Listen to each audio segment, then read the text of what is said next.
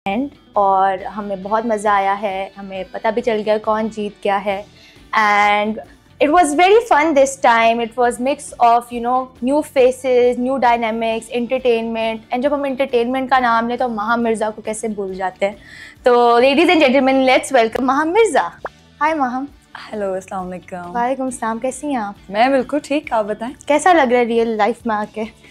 हाँ, खास कोई फ़र्क लग नहीं रहा बिकॉज अंदर भी लोग थे, बाहर भी लोग हैं, तो मैं ठीक हूँ। चले महम, हम स्टार्ट करते हैं। हमने पहली दफ़ा आपको स्क्रीन पे देखा था सुपर डिवा पे।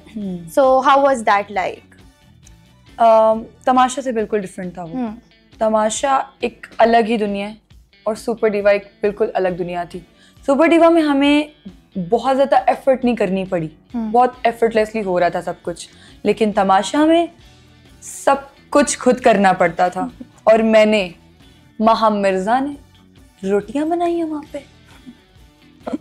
यस, वो बहुत डिफरेंट। पहली चीज़ क्या की बाहर आके?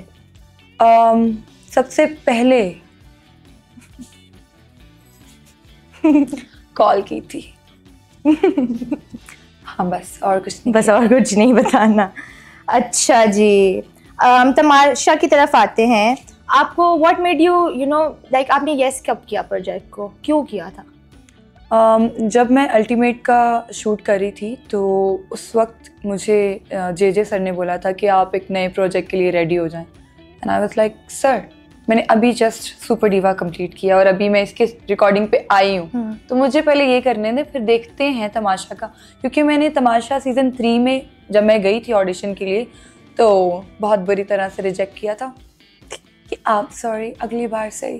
तो मैंने कहा चलो ठीक है, अब अगली बार मतलब कोई 8वें 10वें सीजन में जाऊंगी, जिंदगी रही तो, वरना अभी तो मेरा मूड नहीं, अभी मैं काम करूंगी। उनको क्या पता था कि सीजन 4 में आके आप आग लगा देंगी? अब उनको क्या पता था कि सीजन 4 में ही यहाँ से रेटिंग वहां जाएगी और इसी सीजन में महा मिर्ज़ा ने आना था। सो यस, उन्होंने मुझे कहा। उनकी बात तो मैंने खैर इतनी उस टाइम नहीं सीरियसली ली थी कि मेरा मूड बदल गया था, क्योंकि मैं काफ़ी हर्ट हुई थी। मैं फर्स्ट टाइम कराची गई थी अकेले इस ऑडिशन के लिए, बट नहीं हुआ तो मेरा बहुत दिल उदास हुआ कि नहीं यार, मैं इतना एफर्ट करके आई हूँ और इतनी ख्वारियाँ काटी हैं मैंने और फिर मेरा हुआ भी नहीं, तो अब मुझे नहीं करना।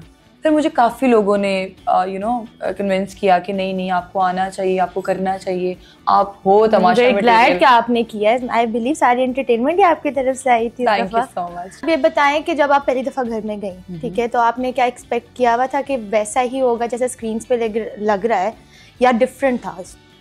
यार सबसे जो अनएक्सपेक्टेड चीज़ थी वो ये थी कि भूखे बहुत मरे हैं हम।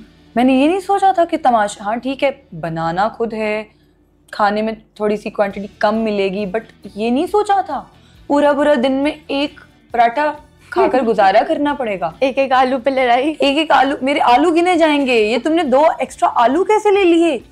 मेरे समटाइम्स ऐसा हो जाता था मेरा माइंड कि यार बस कर दो, निकाल दो, कहाँ से आए हो तुम लोग, कौन हो, 2 आलूओं पे कौन लड़ता है?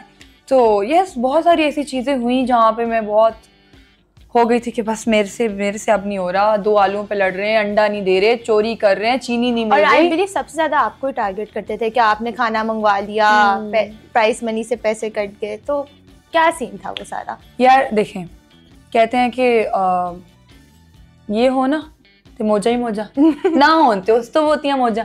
अब ये दिमाग किसी ने यूज किया नहीं कि 50 लाख क्यों आए सीजन 4 में, एकदम से 50 लाख वाला फॉर्मेट क्यों आया? क्यों? कंटेंट, ये कंटेंट लेने का तरीका था। 50 लाख रुपए एकदम से आए हैं स्क्रीन पे and I was like okay, तो इसी से तो लगेगा तमाशा। ऊपर से नया रूल भी आ गया कि आप ऑर्डर कर सकते हो। एग्जैक्टली, ऑर्डर भी कर सकते हो आप। तो मतलब जो ऑर्डर करेगा बाकी सारे यूं एक लाइन में हो जाएंगे और वो बेचारा मेरे जैसा मासूम एक तरफ हो जाएगा कि मैंने तो ऑर्डर कर लिया, अब कर लिया तो कर लिया, क्या करें। सबसे ज्यादा रिएक्शन आई गेस मुस्लिम और मैडी का होता है। हाँ, मुस्लिम तो कुछ ज्यादा ही रिएक्शन देता था कि मेरे पैसे हैं, तुम कैसे खा सकती हो, भुक्की नदीदी ये वो। मैंने कहा यार अगर मैं जीत गई तो फिर पैसे तो मेरे ही हैं, मुझे खाने दो।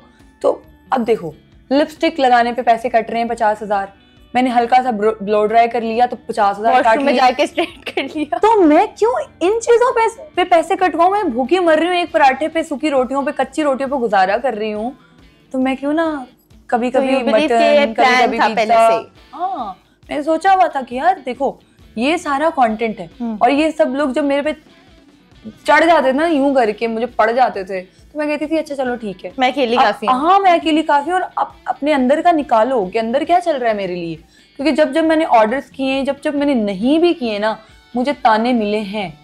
एक पॉइंट ऐसा आया था जब मुझे कंवल ने बताया कि सैफ जो है वो कहते हैं कि बहुत मुझे ज़रूरत है पैसों की, और जब लोग ऑर्डर करते हैं तो मुझे बहुत बुरा लगता है। तो उस पॉइंट पे मैंने सोचा, मैंने कहा यार सैफ को अगर इतने पैसों की ज़रूरत है, वो एक हफ्ता सेफ ना करवाता, खुद को 6 लाख का ऑर्डर ना करवाता। Exactly. लेकिन उसने किया। बट स्टिल ये सारी चीज़ों को एक साइड पे रखते हुए मैंने सोचा यार नहीं यार, मैंने ज्यादती की है, अगर सैफ जीतता है तो मैं ज्यादती कर रही हूँ उसके साथ। और वहाँ पे मैं रोई भी थी। और ये आई थिंक इन्होंने दिखाया नहीं कि मुझे इतना बुरा फील हुआ था सैफ के लिए, और मैंने उससे माफ़ी भी मांगी थी कि यार सैफ अगर तुम जीते और मैंने तुम्हारे पैसे खाए, अगर तुम कहोगे तो मैं वो तुम्हें पैसे दे दूंगी जितने मैंने खाए हैं, क्योंकि मुझे नहीं अच्छा बिल्कुल भी किसी का हक नहीं मारना मुझे।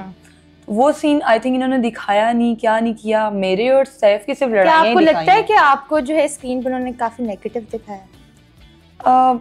नेगेटिव तो नहीं कह सकते एज सच, क्योंकि नेगेटिविटी का वर्ड मेरे लिए नहीं यूज हुआ। मैं नेगेटिव नहीं थी, मैं बहुत आउट लाउड थी, मैं अपना स्टैंड लेती थी और मैं जो गलत बात थी वो बर्दाश्त नहीं करती थी, जो कि करनी नहीं चाहिए। ऑडियंस को भी नजर आता था आप अकेली खेलती। यस, और बाकी 2 ग्रुप्स बने हुए थे। बहुत ज़्यादा अप्रिशिएट किया है लोगों ने कि इसने ना कोई एंगल, ना कोई दोस्ती, ना कोई ग्रुप, कुछ नहीं किया। क्योंकि मेरा मसला ये है कि मैं जब रिश्ते बना लेती हूँ ना, तो वो फर्जी रिश्ते नहीं होते, वो मेरे दिल से होते हैं, और मैं जिनको कह दूँ अपना वो फिर मेरा ही होता है। तो मैं अपनी गेम नहीं ख़राब करना चाहती थी कि अगर मैं इमोशंस में बह गई और मैं अपनी गेम ख़राब कर ली मैंने, तो वो मेरे लिए अच्छा नहीं होगा। अगर मैं अपनी मामा से दूर रह रही हूँ ना, तो यही बहुत बड़ी चीज़ है। और मैं उनकी एक्सपेक्टेशंस यहाँ रिश्ते बनाकर नहीं ख़राब करना चाहती, इसलिए मैंने अंदर कोई रिश्ता नहीं बनाया, अकेले खेला मैंने। यू विल से कि आपका कोई दोस्त नहीं था? हाँ बिल्कुल भी। ये बताएं कि आप किसी स्ट्रैटेजी के साथ गई थी कि मैं ये करूँगी, या सब आपने वहाँ पे सोचा कि बस जो दिल चाहता था बोल देती थी? यार देखो, स्ट्रैटेजी बंदा बनाता है जहाँ पर लाइक हम अगर कहें कि यार हमें स्क्रिप्ट मिल रही है, तो इस स्क्रिप्ट में हम थोड़ा ऐड ऑन कर देते हैं, ये भी कर सकते हैं, वो भी कर, नहीं, वो रियलिटी शो था और वहाँ पर रियलिज्म ही चलता है। और लोगों ने शायद मुझे इसलिए पसंद किया कि मैं वहाँ पर रियल थी। फेक करते हैं ना लोग, पता चल जाता है, फेक लड़ाइयाँ, फेक आर्ग्यूमेंट्स करते हैं, साफ पता चलता है। और मैंने बहुत बार लोगों को टोका भी अंदर कि यार ये तुम फेक कर रहे हो ना, या कर रही हो, ये दिख रहा है, वो स्क्रीन पे भी पता चलता था, बुरा दिखता है फेक करते हो जब आप। तो मैंने कुछ भी फेक नहीं किया, कोई स्ट्रैटेजी नहीं थी, मैंने अपने दिल से खेला है, और जितना खेला है मुझे कोई रिग्रेट्स नहीं है किसी भी बात के, मैं खुश हूँ अल्हम्दुलिल्लाह। That's so nice to hear. आपका सबसे टफेस्ट मोमेंट क्या था? राइट, तमाशा घर में। क्या पूछ लिया आपने? टफेस्ट मोमेंट, टफेस्ट नहीं कह सकते हो, वो मोमेंट जहाँ पे आप कहेंगे मैं टूट गई हूँ, मुझे जानना है। मेरी लड़ाई हुई थी ज़ैनब राजा से, वो काफ़ी, और उन्होंने कुछ वर्ड्स मेरे लिए यूज़ किए थे जो कि बहुत ही बिलो द बेल्ट और अनएक्सपेक्टेड थे कि यार कोई ऐसे वर्ड्स लड़ाई में यूज़ कर सकता है किसी के लिए, किसी लड़की के लिए। हम as an audience were also very shocked कि ये स्क्रीन पे चीज़ दिखाई गई है। हाँ, और मैंने इस चीज़ की रिक्वेस्ट भी की थी कि नहीं दिखाएं ये वाला चीज़, लेकिन स्टिल उन्होंने दिखाई।